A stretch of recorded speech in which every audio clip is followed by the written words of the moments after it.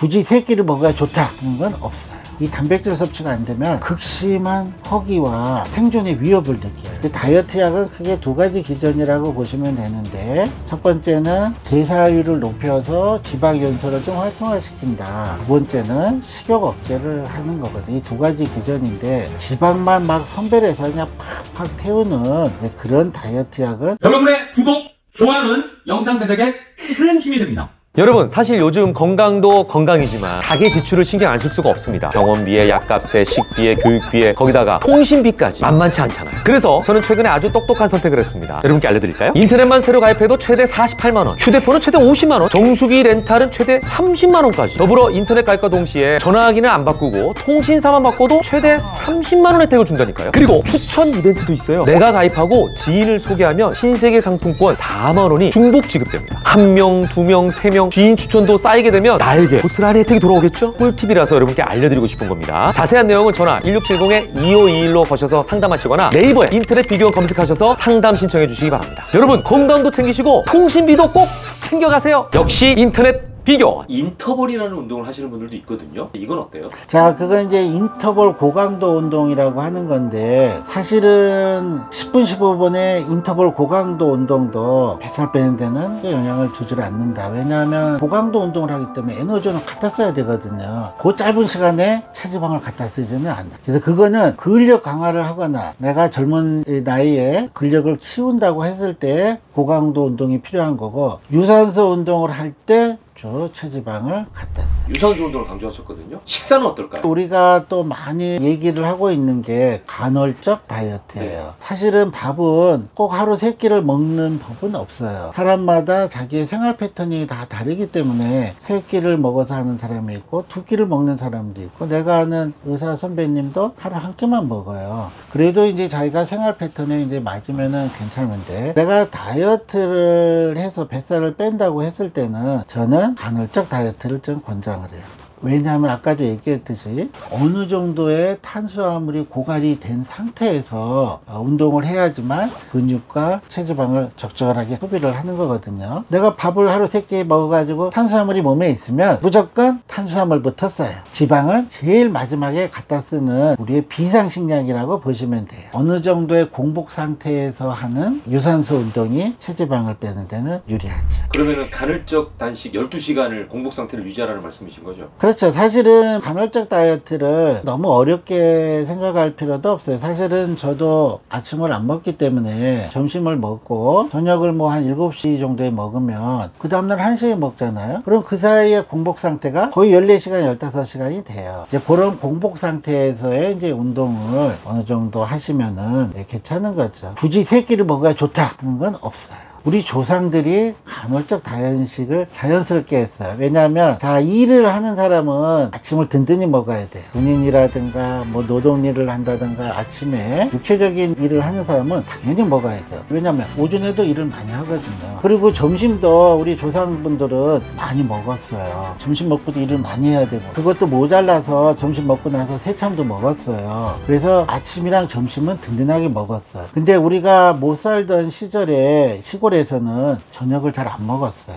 왜냐하면 일도 안 하는데 뭘 밥을 먹느냐, 그래서 저녁을 잘 안 먹었어요. 그래서 한국 사람들이 밤새 배가 많이 고파, 저녁을 안 먹기 때문에, 일도 안 하기 때문에 일찍 자라 그래서 또 전기도 안 들어오고 하니까 일찍 자는데, 저녁 한 7, 8시에 잠자리 들면 배가 너무 고파. 그래서 밤새 배고픔 때문에 뭐 일어나서 누룽지도 뭐 찾아 먹고 뭘 먹었다고 하죠. 우리 원래 조상들은 저녁을 잘 안 먹었어요. 안 먹는 게 아니라 먹을 게 없어서 저녁은 거의 건너뛰었어요. 자, 그러면은 식습관 중에 먹지 말아야 될 음식이 있을까요? 자, 우리가 이제 당뇨 환자든 다이어트를 하는 환자든 식단의 기본은 균형된 식사예요. 그래서 통상적으로 탄수화물 한 50에서 60%, 지방은 한 25%, 단백질은 한 20에서 25% 정도. 근데 이게 균형되게 꾸준하게 들어가야지만 허기를 느끼질 않아요. 단백질 섭취는 기본적으로 충분히 해줘야 돼요. 왜냐하면 우리 몸에서 단백질을 이루는 아미노산 20가지 중에 중에 12가지는 우리 몸에서 만들어내. 근데 8가지는 못 만들어내. 그걸 우리가 필수 아미노산이라 해가지고 이 필수 아미노산이 부족해지면 우리 몸 안에서 만들어내질 못하기 때문에 이 단백질 섭취가 안 되면 극심한 허기와 생존의 위협을 느껴요. 그래서 필수 아미노산이 부족하지 않게 충분한 단백질 섭취는 해줘야 된다. 그리고 우리 몸이 활동을 하고 운동을 하려고 해도 기본적인 탄수화물이 어느 정도는 있어야 돼. 탄수화물은 안 먹어도 견딜 수는 있어요. 왜냐하면 우리가 구석기 식단이라 해가지고 300만 년 전에 우리 조상이 1000년 전에 신석기 시대가 되기 전까지, 경작을 하기 전까지는 수렵 생활을 하면서 고기랑 야채만 먹었어요. 그 다음에 지방도 충분히 어느 정도는 해줘야 돼. 우리 몸에서 또 필수 지방산이라고 있어요. 오메가3라든가 오메가 7, 9이라든가 이런 것들은 또 몸 안에서 만들어내질 못해. 사람이 또 멍해져요. 그래서 적당량의 균형된 식사를 하면서 조금 더 단백질 섭취는 풍부하게 해준다. 그러면서 전체적인 칼로리 섭취는 낮춰줘야지. 내가 활동량보다는 이 칼로리가 낮아져야 몸에 있는 지방이나 이걸 갖다 쓰기 때문에 전체적인 칼로리 섭취는 낮추지만 균형되게는 먹어야 된다.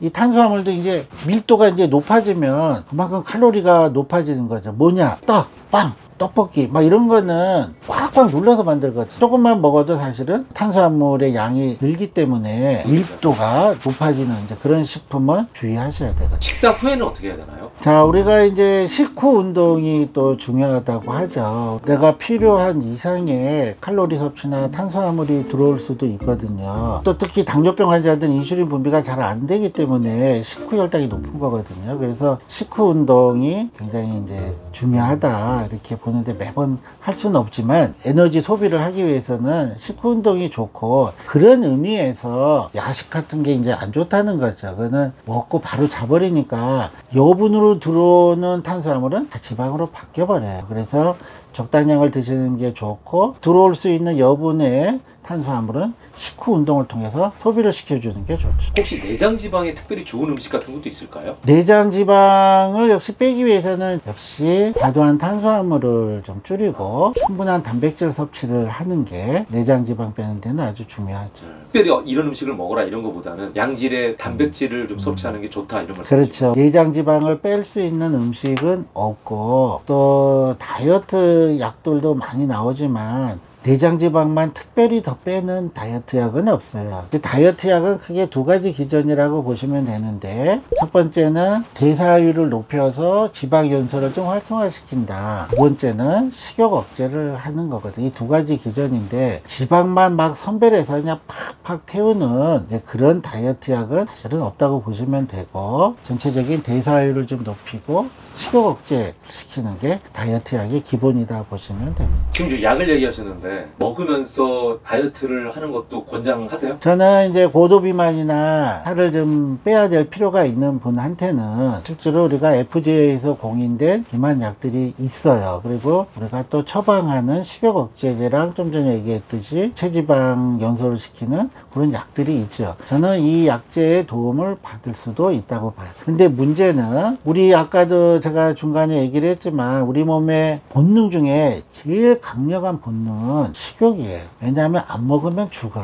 우리가 동물도 그렇고 사람들도 안 드시잖아요. 금방 돌아가죠. 그만큼 식욕이 중요해요. 한 일주일만 안 먹어도 웬만한 사람은 다 사망에 이르게 되죠. 그래서 우리가 이런 다이어트 약을 이제 쓰는데 단기간에 쓸 수밖에 없어요. 왜냐하면 2달, 3달이 넘어가면 식욕 억제를 시키는 다이어트의 기전이 우리 몸에서는 우회를 해요. 또 다른 식욕 억제 폐수회를 만들기 때문에 통상 내성이 온다고 그래요. 그래서 우리가 다이어트를 마음 먹고 내가 좀 먹는 걸 줄인다 했을 때는 단기간에 딱 해서 먹어야지, 더 이상 먹어봤자 효과도 없고 그 기간 동안에 철저히 해서 약제의 도움을 받는 것도 저는 좋다고 봐요. 이렇게 관리하면 살이 빠지는 데 좀 더 도움이 된다 하는 방법이 있을까요? 자, 우리가 사실은 식욕을 일으키고 막 폭식을 하게 되는 경우와 관련되어 있는 것 중에 가장 중요한 게 사실은 스트레스예요. 스트레스를 받으면 우리 몸에 코티졸이라든가 이런 교감신경계가 올라가서 몸 안에 혈당을 올리기도 하고, 그러면서 영양분을 비축해야 된다. 전 전투 준비 태세라고 보면 돼요. 스트레스 자체는. 그렇기 때문에 이제 과도하게 꾸준하게 스트레스를 받는 사람들이 비만으로 연결되는 경우가 많이 있죠. 스트레스를 풀어주는 가장 좋은 방법은 운동이에요. 우리가 유산소 운동을 기분 좋게 자기 최대 운동량의 50에서 60%를 했을 때 우리 몸에서는 엔돌핀이 나와요. 기분이 좋아져요. 그래서 우리가 운동 중독증 환자도 있어요. 운동을 하면 엔돌핀이 나오거든요. 근데 운동도 죽기 살기로 하는 과도한 운동들 오히려 스트레스를 더 받아. 엮기 그냥 죽을 때까지 늘 하면 얼마나 스트레스를 받아. 운동선수가 그럼 다 건강하냐? 마라톤이라든가 뭐 축구라든가 이런 거는